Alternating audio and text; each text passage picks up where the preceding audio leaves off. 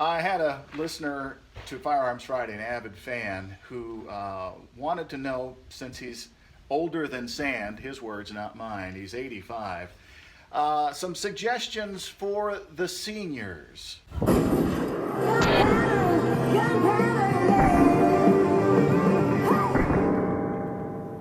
David the Marine. Let me see your war face. So the challenges include harder to see, harder to hold a gun steady, size of the gun, that kind of thing. What are the options? Well, a lot of that depends. Is it just for the home?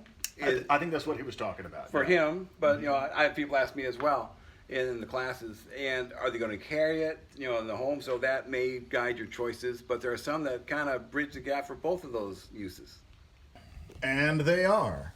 This is the Ruger LCP2 in 22. It holds 10 plus 1, so you got 11 rounds ready to go.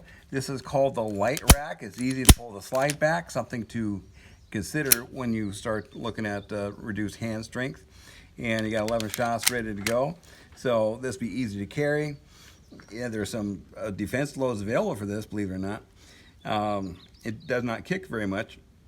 The problem I have heard from some seniors is it's too little. It's just too hard for them to hold with, again, the reduced mobility. So if you don't have that issue, that's something to consider. Moving up, we have the SIG Model 322 in 22. It holds 20 plus 1. And I have a red dot sight on this one. It is shake awake, so you don't have to turn it on. You just pick it up, and the dot will be on, and there's the dot. So if you have reduced visibility, then a red dot might be the way to go. 20 shots at 22 is going to make most people go, my mistake, I need to be somewhere else. So again, it's easy to pull back, easy to do, easy to shoot. It's very lightweight. And revolver-wise, a lot of people just want the simplicity of a revolver. You load it, you close it, you forget it, basically. But if you have the finger strength to pull that trigger, this will work for you. Stub nose, a little bit difficult to shoot for some people, but put in the proper load choice. You can get some target wad cutters, and it doesn't kick very much. Get an all-steel gun like the Model 36 here, and you have a viable defense package. what about Glock? If you have trouble pulling back the trigger of a revolver, you have a Glock Model 42 in 380, which I think is the easiest current 380 there is to shoot. It's fairly easy to pull back with proper technique, which a lot of this is. You got to use the right technique. You get your training. You have different capacity options with this. Comes with 6, or you can get, extended base plates to give you 6 or 8 rounds in the magazine ready to go. And the old tried and true. Glock Model 34 or 17 or Model 45, all in 9mm. It kicks a little bit more, so it may not be the best choice for some people. 17 plus 1. One thing about the larger guns, they're easy to hang on to, and because they're bigger, you don't have the tight springs you have in some of the compacts. But once you get it, it's easy to shoot. Get a fiber optic front sight. Again, may help enough with the vision issues if that's a concern for you.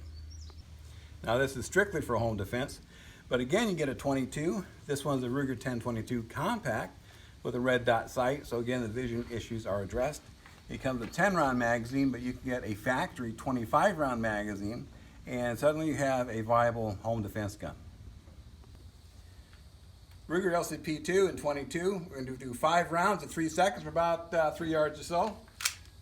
That'd be a good self-defense distance. Easy rack, and pulled up back nice and easy. Stand by.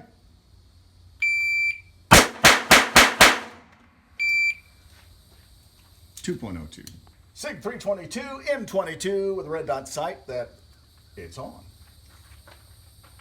Stand by.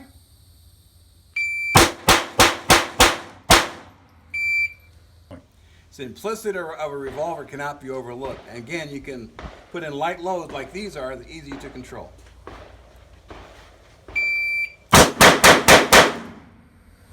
Glock 42 and 380. Stand by.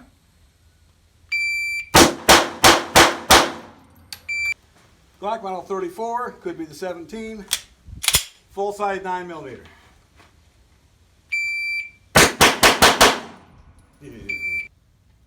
Ruger 1022 rifle in 22 with a red dot.